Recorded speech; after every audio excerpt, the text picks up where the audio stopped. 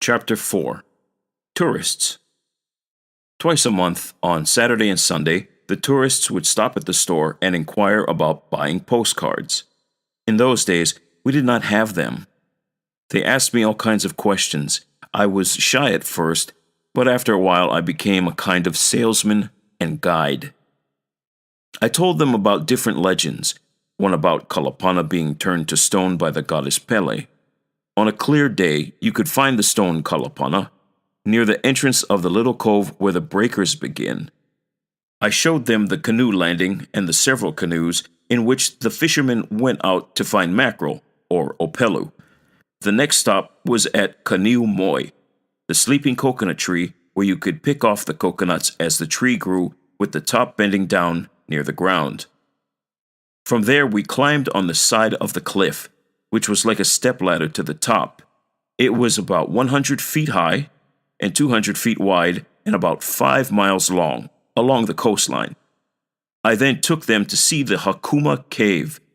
This was the cave refugees used to hide in when King Kamehameha invaded the Puna district. Sometimes the tourists wanted to see inside the cave. I always carried a candle and matches in my pocket, just in case. Then we went to Puhi o Kalekini, the famous blowhole, and a short cave that protected the blowhole.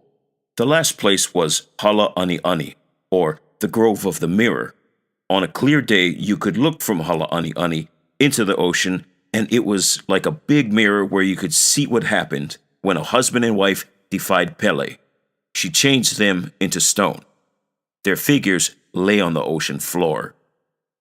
The scenery walking on the high cliff was beautiful, and we watched the seabirds flying out and returning to rest on the side of the cliff. The little crevices near the cliff on the shore side were full with white salt, which came from the spray of the sea. The taste is not bitter like the regular salt. This is the eating salt the Hawaiians used in their daily meal.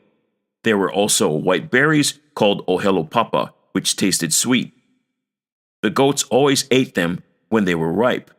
There were lots of wild honey beehives, and we would take these hives where they were easy to reach.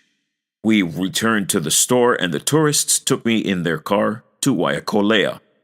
There is a legend there of a mermaid that rests under the pandanish tree, combing her hair. The cave was closed during the earthquake. The last place we stopped was to see the black sand called Kaimu. We found a nice place to park, and the tourists sat down and prepared to eat their lunch. I ate a sandwich and cookies and drank their soda. This was something I didn't get at home, and it was a treat to me. They all knew I really enjoyed eating. They placed a $1 bill in my hand. They knew I would not accept the money if they just offered it to me. They asked me about the heiau, and I told them all I knew, although my mother did not want me to know. I said I would get something for them in return for the money. I looked around and pulled the pohuihui vine growing on the sand beach. I pulled the leaves from the vine and made a round loop to fit both of my ankles. By placing the vine against the coconut tree trunk with both my ankles, I pulled my body up with both of my arms around the trunk and held on, then moved my ankles up, and in so doing, I was climbing the tree with ease. I usually climbed the tallest tree to get coconuts with a thin meat. I knew by looking at the end of the coconut tip and the number of rings. Usually, the second or third ring was sufficient. With one arm holding the trunk and the other arm twisting the coconut, I always got enough to satisfy the tourists. In coming down, I let the hoops off my ankles and just used my bare feet and arms and slid down slowly. Then I began to prepare for the husking of the coconuts. I always looked for a solid rock embedded in the ground. Holding the coconut end in my right palm, I pounded the front end until the fiber was broken and loosened.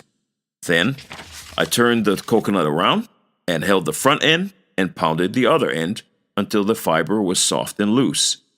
The fiber was then easy to pull apart until only the nut was left. I picked up a small rock and pounded all around the top until it broke. Then I handed the coconut to the tourists so they could drink the coconut milk. I then held the coconut flat in my left palm and with a big rock in my right hand, tapped it while moving it around until it split in half. To spoon out the meat, I broke off a piece of the coconut shell. This operation was taught to me by my mother. They took my picture climbing the tree and breaking the coconut. The rest of the coconuts they took with them. They all thanked me for being informative about the different legends and then left in their car. I started home, and on my way, I stopped at the pond called Waiakolea and took a swim with other children who were there. As the sun was setting, we put on our clothes and walked home. I told my mother what had happened and gave her the money and told her that someday I would make Kalapana famous. She just laughed at me. It was supper time, so I sat down and said my prayer, then we all began to eat.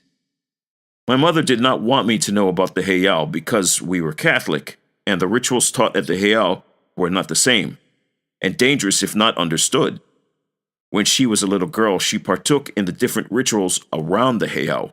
Her parents understood and knew everything. During that time, the different religions invaded the islands.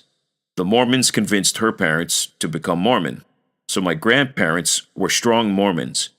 But the Hawaiians believed in supernatural and human sacrifices that still lingered in their memory. As Mother grew up, she learned the Mormon religion from her parents. She was attending the Hawaiian school that taught the Protestant religion. In the meantime, her friends were attending the catechism class given by the Catholic laymen. Later, she became a teacher and taught in the art of lauhala weaving. She wanted to become a Catholic, but her parents would not agree to this. When she married my father, she became a Catholic. Her wedding present was a small Catholic Bible written in the Hawaiian language, called the Momi. She taught me how to read it and later gave it to me. After her marriage to my father, everything about her becoming a Catholic was forgotten.